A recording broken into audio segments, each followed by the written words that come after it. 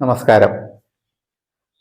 Saving account അല്ലെങ്കിൽ current അക്കൗണ്ടിലൊക്കെ കിടക്കുന്ന തുകയ്ക്ക് MOD അഥവാ മൾട്ടി ഓപ്ഷൻ ഡിപ്പോസിറ്റ് വഴി ഒരു FDR ആയിട്ട് കൺവേർട്ട് ചെയ്ത് എങ്ങനെ ഉയർന്ന വരുമാനം കണ്ടെത്താം എന്നതാണ് ഈ വീഡിയോ.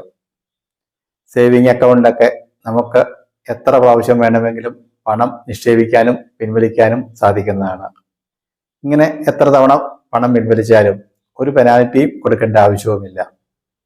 അതുകൊണ്ട് ഇത്തരം നിക്ഷേപങ്ങൾക്ക് ബാങ്കുകൾ വളരെ കുറഞ്ഞ പലിശ മാത്രമാണ് നൽകുന്നത്. മിക്ക ബാങ്കുകളും 3% താഴെയാണ് ഇത്തരം നിക്ഷേപങ്ങൾക്ക് നൽകുന്നത്. സേവിങ് അക്കൗണ്ടിൽ ബാലൻസ് വരുന്ന തുക പലപ്പോഴും നമ്മൾ ഒരു FD ആയിട്ട് കൺവേർട്ട് ചെയ്ത് ഉയർന്ന പലിശ വാങ്ങാറുണ്ട്. എന്നാൽ ചെറിയൊരു തുക പോലും ആവശ്യം വരുമ്പോൾ നമ്മൾ ഈ FD കിടക്കുന്ന തുക മുഴുവനും പിൻവലിക്കേണ്ടതായിട്ട് വരും.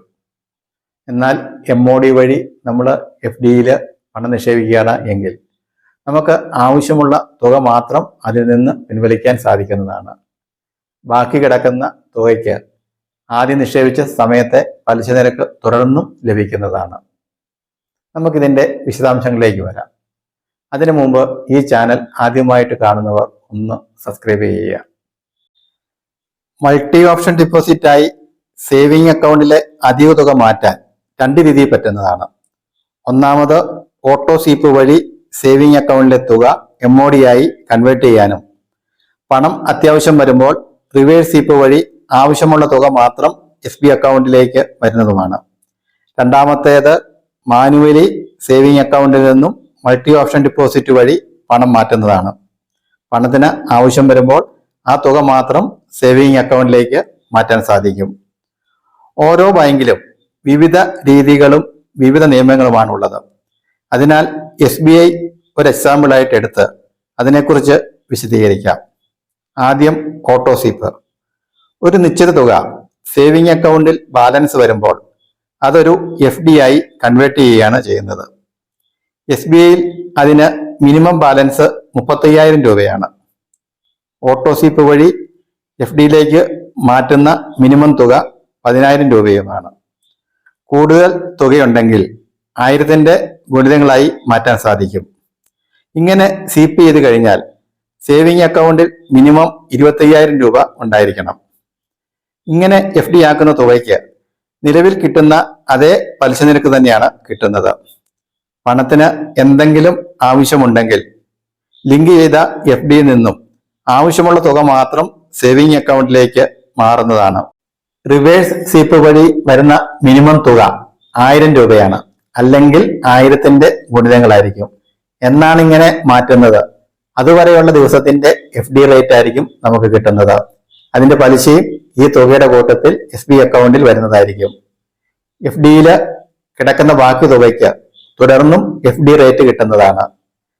എത്ര MOD അക്കൗണ്ട് വേണമെങ്കിലും തുടങ്ങാവുന്നതാണ്. എത്ര രൂപ വേണമെങ്കിലും ഇത് നിക്ഷേപിക്കാനും സാധിക്കുന്നതാണ്.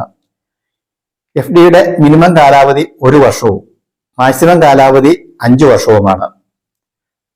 നമുക്ക് മിനിമം ത്രെഷോൾഡ് ബാലൻസും കാലാവധിയും എത്രയെന്ന് സെറ്റ് ചെയ്യാൻ സാധിക്കുന്നതാണ്. കൂടാതെ ആദ്യ സ്വീപ്പ് ഡേറ്റും തുടർന്നുള്ള ടൈം പീരീഡും സെറ്റ് ചെയ്യാൻ സാധിക്കുന്നതാണ്. കാരണം സാലറി വരുമാനക്കാർക്ക് സാലറി വരുമ്പോൾ ഉടൻ തന്നെ സ്വീപ്പിന് വഴി FD ആയിട്ട് കൺവേർട്ട് ചെയ്താൽ തുടർന്നുള്ള ചെലവുകൾക്ക് ഉടൻ തന്നെ റിവേഴ്സ് സ്വീപ്പ് ചെയ്യേണ്ടി വരും. അത്യാവശ്യ ചെലവുകൾ സാലറി വന്നു കഴിഞ്ഞാൽ ഉടൻ തന്നെയാണ് ചെയ്യാറുള്ളത്. ഉദാഹരണത്തിന് ക്രെഡിറ്റ് കാർഡിന്റെ പേയ്മെന്റ്, ലോണ്, റെന്റ്, കൂടാതെ പാല്, പത്രം തുടങ്ങിയവയുടെയൊക്കെ ചെലവുകൾ ആദ്യ ആഴ്ച തന്നെയാണ് നടത്താറുള്ളത്. പിന്നെ ബാലൻസ് വരുന്ന തുക ഒരു ഡേറ്റ് നിശ്ചയിച്ചാൽ ആ ദിവസം FD ആയിട്ട് കൺവേർട്ട് ചെയ്യും. ഉദാഹരണത്തിന് എല്ലാ മാസവും 6-ാം തീയതി അല്ലെങ്കിൽ 8-ാം തീയതി ആദ്യ സ്വീപ്പിനായി നിശ്ചയിക്കാവുന്നതാണ്. ഇതിന്റെ പലിശ നിരക്ക് എങ്ങനെയാണ് എന്ന് നോക്കാം. അതിനു മുമ്പ് നിലവിൽ SBIയുടെ FDയുടെ കാലാവധിയും അതിന് കിട്ടുന്ന പലിശയും ഒന്ന് നോക്കാം. റിസർവ് ബാങ്ക് ഓഫ് ഇന്ത്യ ഏപ്രിലും മെയിലും അവരുടെ പണാവലോകന യോഗത്തിൽ പലിശ നിരക്ക് കുറച്ചിരുന്നു. അപ്പോൾ സ്റ്റേറ്റ് ബാങ്ക് ഓഫ് ഇന്ത്യയും 15/4/2025 16/5/2025 നിക്ഷേപങ്ങളുടെ പലിശ നിരക്ക് കുറച്ചിട്ടുണ്ട്. നിലവിൽ SBI അക്കൗണ്ടിന്റെ പലിശ നിരക്ക് എന്ന് പറയുന്നത് 2.7% മാത്രമാണ്. 7 തൊട്ട് 45 ദിവസം വരെയുള്ള നിക്ഷേപങ്ങൾക്ക് 3.3%, 46 തൊട്ട് 179 ദിവസം വരെയുള്ള നിക്ഷേപങ്ങൾക്ക് 5.3%, 180 തൊട്ട് 210 ദിവസം വരെ 6.05%, 211 ദിവസം തൊട്ട് 1 വർഷം വരെ 6.3%, 1 വർഷം തൊട്ട് 2 വർഷം വരെ 6.5%, 2 വർഷം തൊട്ട് 3 വർഷം വരെ 6.7%, 3 വർഷം തൊട്ട് 5 വർഷം വരെ 6.55%, 5 വർഷം തൊട്ട് 10 വർഷം വരെ 6.3%മാണ് പലിശ നിരക്ക്. കൂടാതെ 444 ദിവസത്തെ ഒരു നിക്ഷേപ പദ്ധതിയുണ്ട്.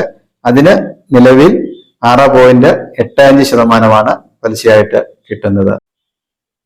നമുക്കൊരു എക്സാമ്പിൾ നോക്കാം. ഒരാള് മിനിമം ത്രഷോൾഡ് ലിമിറ്റ് ആയിട്ട് 35,000 രൂപയും ഫസ്റ്റ് സീപ്പിൻ ഡേറ്റ് ആയിട്ട് 8-ാം തീയതി സെലക്ട് ചെയ്തു.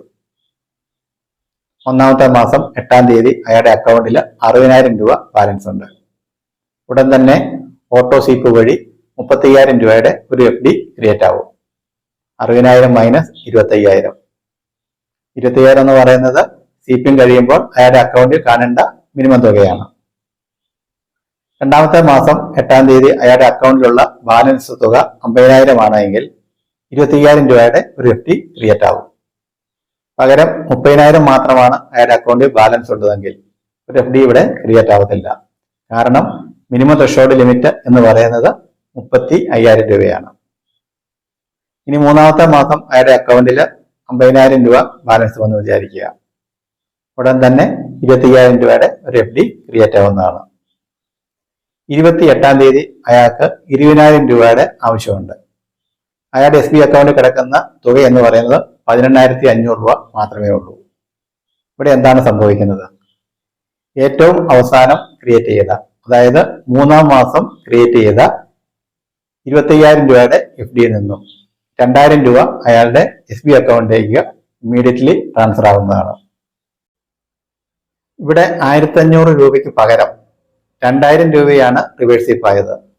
കാരണം റിവേഴ്സ് സീപ്പ് എന്ന് പറയുന്നത് 1000ന്റെ ഗുണിതങ്ങളായിരിക്കണം. അപ്പോൾ 1,500 പകരം 2,000 രൂപ റിവേഴ്സ് സീപ്പ് ചെയ്തു.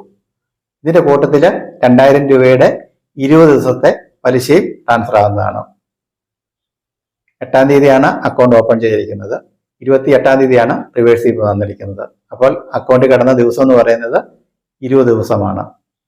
അതിന്റെ പലിശ നിരക്ക് എന്ന് പറയുന്നത് 7 തൊട്ട് 45 ദിവസം വരെയുള്ള 3.3%. അത് വെച്ച് 20 ദിവസത്തെ പലിശ അയാളുടെ അക്കൗണ്ടിലേക്ക് ട്രാൻസ്ഫർ ആവുന്നതാണ്.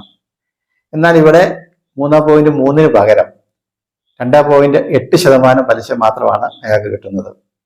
കാരണം സ്റ്റേറ്റ് ബാങ്ക് ഓഫ് ഇന്ത്യയിൽ പ്രിമിച്വർ വിഡ്രോവലിന് പെനാൽറ്റി ഉണ്ട്. 5 ലക്ഷം വരെയുള്ള എമൗണ്ടിന് 0.5%, 5 ലക്ഷത്തിന് മുകളിലുള്ള നിക്ഷേപങ്ങൾക്ക് 1%മാണ് പെനാൽറ്റി. ഇവിടെ 5 ലക്ഷത്തിൽ താഴെ ഉള്ളതുകൊണ്ട് 0.5% ആണ് പെനാൽറ്റി ആയിട്ട് വന്നിരിക്കുന്നത്. 3.3ക്ക് പകരം 2.8 ആയിരിക്കും അയാൾക്ക് കിട്ടുന്നത്. ഇനി 7 ദിവസത്തിൽ താഴെയാണ് ഇങ്ങനെ റിവേഴ്സ് സീപ്പ് നടക്കുന്നതെങ്കിൽ അയാൾക്ക് പലിശ ഇനത്തിൽ 1 രൂപ പോലും കിട്ടുന്നതല്ല. ആർക്ക് വേണമെങ്കിലും ഇങ്ങനെ ഓട്ടോ സീപ്പ് വഴി MODയിൽ പണം നിക്ഷേപിക്കാൻ സാധിക്കുന്നതാണ്. SBIയിൽ അക്കൗണ്ട് ഉള്ളവർ നിങ്ങളുടെ ബ്രാഞ്ചിൽ ചെന്ന് കഴിഞ്ഞ് അപേക്ഷ കൊടുത്താൽ നിങ്ങളുടെ അക്കൗണ്ട് ഓട്ടോ സീപ്പ് ഫെസിലിറ്റി ഉള്ള അക്കൗണ്ടായിട്ട് ലിങ്ക് ചെയ്യുന്നതാണ്. അങ്ങനെ വന്നു കഴിഞ്ഞാൽ നിങ്ങൾക്ക് ഇതനുസരിച്ച് ഏത് രീതിയിൽ വേണമെങ്കിലും പണം നിക്ഷേപിക്കാൻ സാധിക്കുന്നതാണ്. അതിൻ്റെ കാലാവധിയും അതുപോലെ തന്നെ മിനിമം ത്രഷോൾഡ് ലിമിറ്റും ഡേറ്റും ഒക്കെ നിങ്ങൾക്ക് സെറ്റ് ചെയ്തെടുക്കാൻ സാധിക്കുന്നതാണ്. അങ്ങനെ വന്നു കഴിയുമ്പോൾ ഓട്ടോമാറ്റിക്കലി ഇങ്ങനെ FD ആയിട്ട് ക്രിയേറ്റ് ആവുകയും അതിൻ്റെ ഉയർന്ന പലിശ നിരക്ക് നമുക്ക് കിട്ടുകയും ചെയ്യുന്നതാണ്. ഓട്ടോ സീപ്പ് വഴി അല്ലാതെ നമുക്ക് മാനുവലായിട്ട് വേണമെങ്കിലും ഇതിൽ പണം നിക്ഷേപിക്കാൻ സാധിക്കുന്നതാണ്. അങ്ങനെ നിക്ഷേപിക്കുമ്പോൾ നമുക്ക് ത്രഷോൾഡ് ലിമിറ്റായ 35,000 എന്ന പരിധിയില്ല. 10,000 രൂപയ്ക്ക് മുകളിൽ അക്കൗണ്ട് ബാലൻസ് ഉണ്ട് എങ്കിൽ നമുക്ക് 1000ന്റെ ഗുണിതങ്ങളായിട്ട് ഇത് നിക്ഷേപിക്കാൻ സാധിക്കുന്നതാണ്. ബാങ്കിൽ നേരിട്ട് ചെന്ന് വേണമെങ്കിലും നമുക്ക് നിക്ഷേപിക്കാൻ സാധിക്കും. നമുക്ക് വീട്ടിലിരുന്ന് യോനോ ആപ്ലിക്കേഷനോ അല്ലെങ്കിൽ നെറ്റ് ബാങ്കിങ് ആപ്ലിക്കേഷൻ വഴിയോ നമുക്കിതിൽ പണം നിക്ഷേപിക്കാൻ സാധിക്കുന്നതാണ്. നമുക്ക് ആവശ്യമുള്ള തുക മാത്രം 1000ന്റെ ഗുണിതങ്ങളായിട്ട് ഇതിൽ നിന്നും പിൻവലിക്കാൻ സാധിക്കുന്നതാണ്. നെറ്റ് ബാങ്കിങ്ങിലാണെങ്കിൽ നമ്മൾ ലോഗിൻ ചെയ്ത് സൈറ്റിൽ കയറുക. അപ്പോൾ അതിനകത്ത് ഡിപ്പോസിറ്റ് ആൻഡ് ഇൻവെസ്റ്റ്മെന്റ് എന്ന ബട്ടണിൽ ഡ്രാഗ് ചെയ്ത് കഴിഞ്ഞാൽ ഡിപ്പോസിറ്റ് എന്ന ഇത് വരും. അത് വീണ്ടും സെലക്ട് ചെയ്ത് കഴിഞ്ഞാൽ ഫിക്സഡ് ഡിപ്പോസിറ്റ്, ETDR, STDR എന്ന് കിട്ടും. അത് വീണ്ടും സെലക്ട് ചെയ്യുക. സെലക്ട് ചെയ്ത് കഴിയുമ്പോൾ ETDR, STDR, MOD എന്ന് കിട്ടും. അത് വീണ്ടും സെലക്ട് ചെയ്ത് കഴിഞ്ഞാൽ നമുക്ക് ഏത് അക്കൗണ്ട് സെലക്ട് ചെയ്യാം, എത്ര രൂപ വേണമെന്നറിയാം, പീരീഡ് സെലക്ട് ചെയ്യാൻ സാധിക്കും. കൂടാതെ തന്നെ TDR അല്ലെങ്കിൽ STDR സെലക്ട് ചെയ്യണം. STDR എന്ന് പറഞ്ഞു കഴിഞ്ഞാൽ നമുക്ക് മെച്യൂരിറ്റി കഴിയുമ്പോൾ മാത്രമാണ് ഫുൾ എമൗണ്ട് കിട്ടുന്നത്. TDR ആണെങ്കിൽ നമുക്ക് പീരിയോഡിക്കലി ഇൻട്രസ്റ്റ് കിട്ടുന്നതാണ്. അതിനെപ്പറ്റിയുള്ള കൂടുതൽ വിവരങ്ങൾ തുടർന്നുള്ള വീഡിയോയിൽ നമുക്ക് പ്രതിപാദിക്കാം. MOD വഴി നമുക്ക് 2 രീതിയിൽ പണം നിക്ഷേപിക്കാം എന്ന് നമ്മൾ കണ്ടു. ഒന്ന് ഓട്ടോ സ്വീപ്പ് വഴി, ഓട്ടോമാറ്റിക്കലി പണം ട്രാൻസ്ഫർ ആകുകയും ആവശ്യമുള്ളപ്പോൾ റിവേഴ്സ് ആയിട്ട് നമ്മുടെ SB അക്കൗണ്ടിലേക്ക് പണം തിരിച്ചു വരികയും ചെയ്യും. മറ്റൊന്ന് മാനുവലി തന്നെ നമ്മൾ പണം നിക്ഷേപിക്കുകയും പിൻവലിക്കുകയും ചെയ്യണം. 2 രീതിയിലും നമുക്ക് ഉയർന്ന വരുമാനം കണ്ടെത്താൻ സാധിക്കുന്നതാണ്. നിങ്ങൾക്ക് ഈ വീഡിയോ ഇഷ്ടമായെങ്കിൽ ലൈക്ക് ചെയ്യാനും ഷെയർ ചെയ്യാനും മറക്കല്ലേ. മറ്റൊരു വീഡിയോയുമായി നമുക്ക് വീണ്ടും കാണാം. നന്ദി, നമസ്കാരം.